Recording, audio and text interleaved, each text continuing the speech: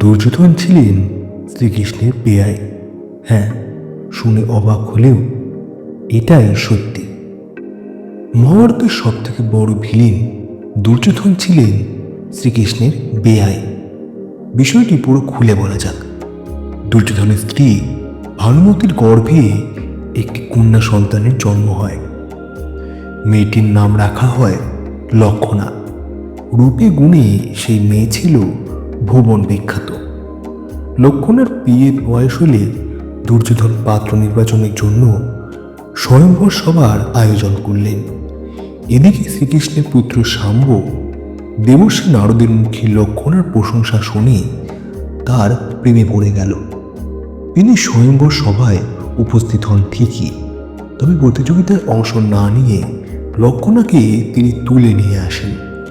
যথারীতি কৌরবরা ভীষণ চটে গিয়ে শাম্বকে পিছু ধাওয়া করে।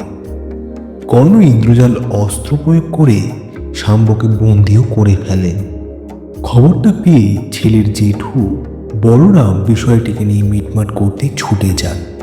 শেষে উভয় পক্ষ মত দেবার পর শাম্ব এবং লক্ষণার বিয়ে হয়। দুর্যোধন যৌতুক হিসেবে দেন 1,00,000 হাতি, 12,000 ঘোড়া, 6,000 রথ ও 1,000 দাসী। পরে শাম্ব এবং লক্ষণার 10 জন ছেলে হয়, যাদের মধ্যে উরুকু, সৌমিত্র এবং বরুণ অন্যতম।